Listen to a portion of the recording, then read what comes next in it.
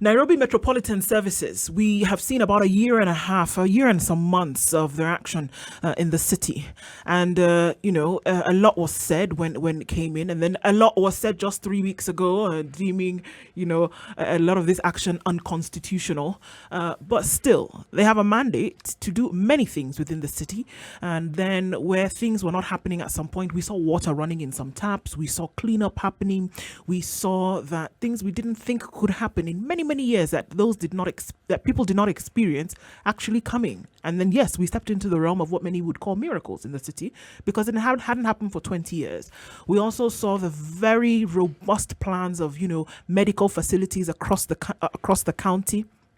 And its dormitory towns. We also saw that there was a resolve to clean up Nairobi.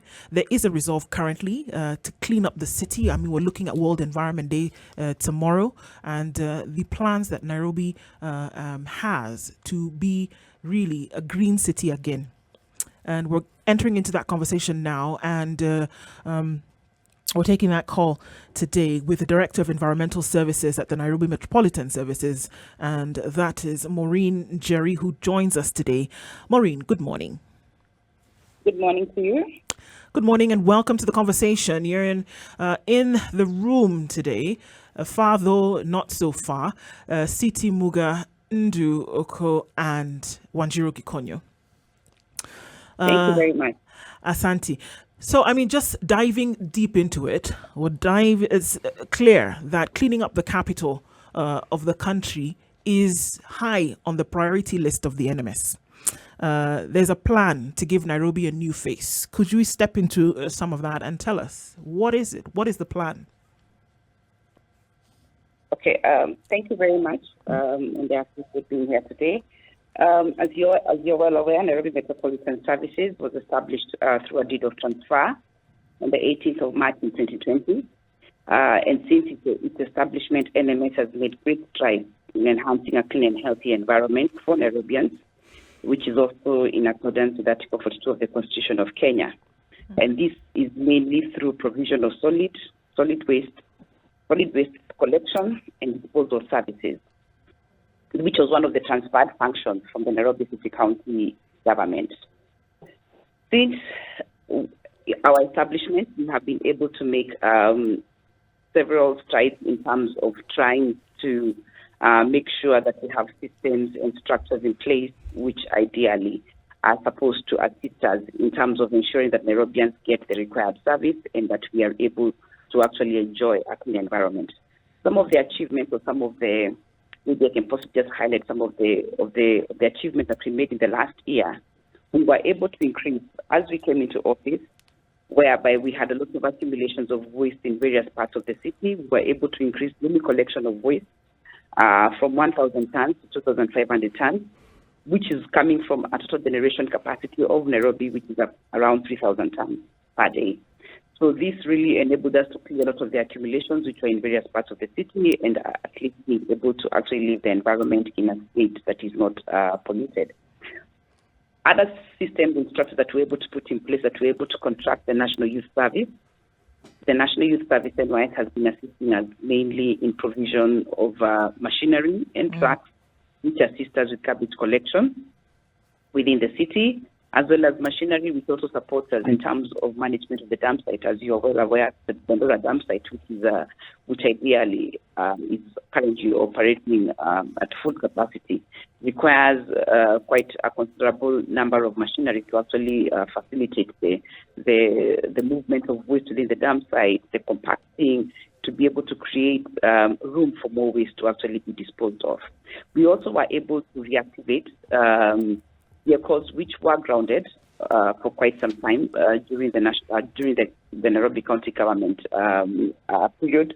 Vehicles which ideally were able to be serviced and were able to be commissioned by the president. That was sometime mid last year, and we were able to get about 33 vehicles, which ideally now are supporting us amidst the ones that we also using for NYS together with the contractors in terms of supporting us in collection of waste. Other than that, we also engaged in a very vigorous process of hiring contractors These are private entities which ideally tendered for solid waste collection and disposal services for the city. This we mainly did because at the time the contracts which were currently being used by Nairobi City County government had not been transferred officially to NMS. So we actually had a problem in terms of having our own capacity. So we were able to now tender for this process, and we were able to get, and just to report, just recently now we have been able to get contractors who will be able to work within the CBD area. I know CBD had been giving us a lot of problems in terms of the dumping. We're also going to have these contractors as well being deployed in other parts of the city in zones where we did not have any contractors who are servicing those zones. So I think that's a step that we have made in the right direction, and soon we are going to be seeing change within the city in terms of cleanliness. Right, because I mean, Maureen, just as we continue with that, I mean, that was an issue, and a couple of weeks ago, we had seen, some of the horrid pictures that came out in terms of what Nairobi is looking like right now. I mean, there's rubbish in the streets, there's broken pipes all over the place. So from what you're saying now is that there's cognizance of that, and there is now a sustainable method that this will be controlled going forward. Yes, actually, what we are saying is that now we have been able to put systems in place to ensure that we are able to sustainably manage the solid waste collection bit. And even though you walk into the city, in the past week, since the 22nd of March, we've actually been undertaking an operation which ideally is geared towards cleaning the city, cleaning CBD especially, sweeping, being able to wash the areas which require to be washed, as well as collecting waste within a timely manner. As you walk towards CBD today, you will not see the accumulations which were there before, because now we were able to engage some hired personnel, casual laborers, who have really been supporting us since the 22nd of March to actually be able to make sure that the city actually is in a better state. And also, of course, now with the new contractors now who already know we have onboarded and their contracts are now out, we are now going to be able to be having more capacity in terms of collection of waste within the entire city. So that is another step that we are seeing that will be able to take us a step ahead in the next month or so. We should be able to see change within the city in terms of garbage collection and disposal. Maureen, thanks so much for that. Nairobi garbage collection in the informal settlements has been almost non-existent. And a lot of the dumping and pollution of the river actually happens there because the county did not have a penetration into the informal settlements. And I think majority of the problem has been in the lower income areas as opposed to the CBD and the suburban maybe upper income parts of Nairobi. What is your penetration like? What's the situation in the informal settlements? You're very right about that. The informal settlements really are the areas which where services are really either lacking or are actually very minimal.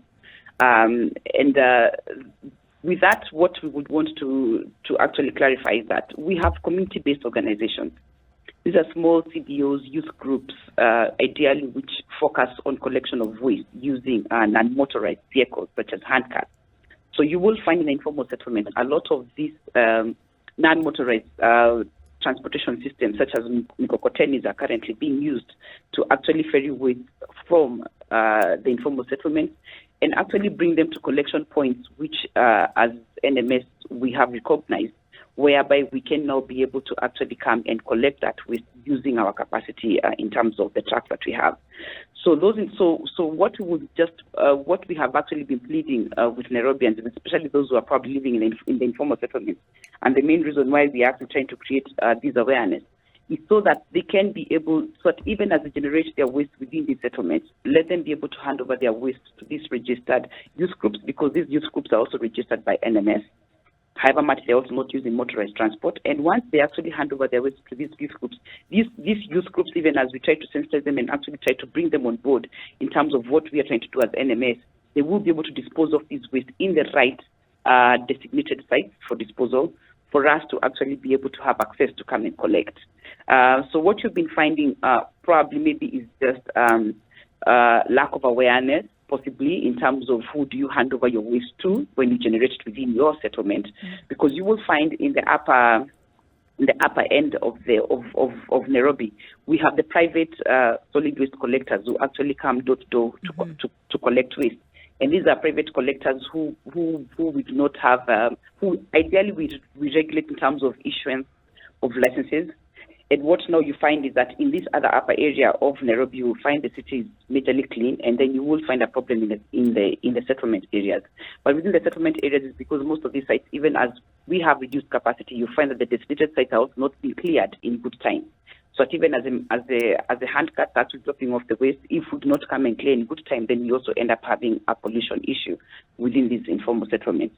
And that's why we're here today. So at least we can be able to sensitize and be able to assure anyone who's living, whether you're living within the settlement, there's always a provision or an option for you to use in terms of where do you take your waste. It is always good to make sure that you link your waste to this particular private collector, whether it is a hand cart or whether it is actually a truck, so at least that those people can be able to handle it and or be able to deliver their waste to the designated site. Maureen. Because those who have trucks, ideally, they are only allowed to take their waste to Dandora, which is the designated disposal site. Those with non-motorized transport systems then will dispose of within the designated sites within the city. So that is the system that we are trying to see how we can work it out and just make sure that it ideally does not also end up becoming a pollution hazard for the 190. Just a clarification, and it sounds like you've mentioned the point of recognizing collection points, because I believe that was a problem. The lack of designated collection points in the informal settlements, they weren't enough. So maybe you can tell us how it's great that you've recognized them, whether they've increased in number. And like you say again, getting the youth CBOs to collect and deliver there. The problem in that case has been sensitization. The problem was also that CBOs look at this as earning. And these CBOs were earning very little money because those households are not able to pay. And so there had been a policy, a youth integrated solid waste management policy that was proposed by JICA that was under discussion. But there was resistance within the county. We know there was quite a lot of corruption in this sector. So how have you been able to make it meaningful for those CBOs to engage in this? Do you have a sustainable policy in terms of that? Currently, we have the Nairobi Sustainable Waste Management Action Plan. This action plan was developed in collaboration with various institutions, being spearheaded by the Ministry of Environment and Forestry. It actually came to be in 2019. It was actually being worked on by the Nairobi City County government at the time before NMS took over the function. And while we took over the function for solid waste collection, we also have been having discussions with the ministry regarding that action plan and how the different entities that have been, or the different actors that have been spelled out in that action plan, how we can actually be able to implement the various actions which are there. One of the main objective of this action plan was to have been able to transit Nairobians from the linear economy model of waste management to a circular economy model. Because as you know, as it is right now, when we generate our waste, all we do is generate our waste and we dump it in Dandora. We have very little recovery or resource recovery, for that matter, that is happening within the waste management value chain in this city. So what we are now trying to do with this action plan is to be able to transition from that generate and dump behavior to actually move into more sustainable resource recovery initiatives such as recycling, composting, waste to energy recovery initiatives. So at least we can see a lot of the waste being consumed through a recovery process and also diverting a bigger percentage from disposal at the dump site. So at least we can also be able to have a dump site which can also be able to be managed sustainably with the initiatives that are actually coming up. And even as we now begin implementing that action plan, what we have now done, we are now trying to come up with material recovery facilities. These are more or less like waste transfer stations, whereby when waste is disposed of at this site, it is sorted into the various waste streams, and once sorted, the waste streams which are recyclable are actually taken out to the market, to the recycling industries that we have within the city and even its environs. And what cannot be recycled, or what ideally is of no use, then will be transported to Dandora. 2 of these facilities have already, construction has already begun. These are being done by NMS. One is at one of the main markets we have within town, which is Muzurwa. And another one is actually on Kangunda Road, where construction is actually ongoing. And we have plans to actually ensure that each and every sub-county, with budget allowing, we can be able to have it even spread out even in the wards. So at least we can have these youth groups or these community-based organizations which are operating within the informal settlements, having a place where they can be able to be collecting the waste, feel motivated enough to actually collect the waste from the settlements, take it to a site where they can be able to do a lot of the recovery of what is needed, and what they do not need, then we can be able to step in as NMS and be able to collect and dispose in Dandora. So those are some of the plans that we have in place, and as you have seen, we have already begun actioning on some of those plans. We also have private sector support that also is being envisioned in terms of implementation of that action plan from KEPSA and from even the Kenya Association of Manufacturers, right, whereby we'll also be having industries also being able to practice good practice in terms of making sure that their waste also does not end up in areas which are designated, that they are also able to segregate their waste, and what is toxic needs to go to facilities which are able to manage that. The other plan that we also have is to ensure that we also begin source segregation of waste. And the reason as why we are now having these campaigns now coming in and building up is that we can also be able to sensitize the public that we now need to stop the culture of disposing our waste in one receptacle and have the culture of separating our waste into 3 streams. The 3 streams which we have identified so far are organic. Organic, no, this is not for the biodegradable waste. We also have a stream which will cover all the recyclable materials, whether it is paper, plastic, scrap metal, which can actually go to the industries for recycling. And we'll also have another receptacle which ideally would be for any other waste which is neither recyclable or organic. So these 3 streams are what we are now starting with. It's what we'll start to introduce in various areas. I think we are proud because we have some estates within Nairobi which already have begun having pilots in terms of separation of their waste. So you'll find their estates where even PET is being separated from normal waste, and even organic waste is being separated. So what you want to do is to try and see how we can roll out this plan of source segregation of waste to various parts of the city. So those are the plans that we have in terms of implementing the action plan, which is currently in place. Well, I mean, there's definitely a lot of plans that are in place, and just it would be interesting to see how all of this plays out.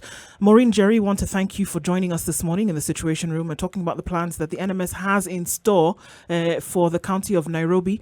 Asante sana. And we hope to connect with you in the very near future to see how these plans and the implementation package that you have come into existence. Thank you very much. Thank you very much for having me. All right.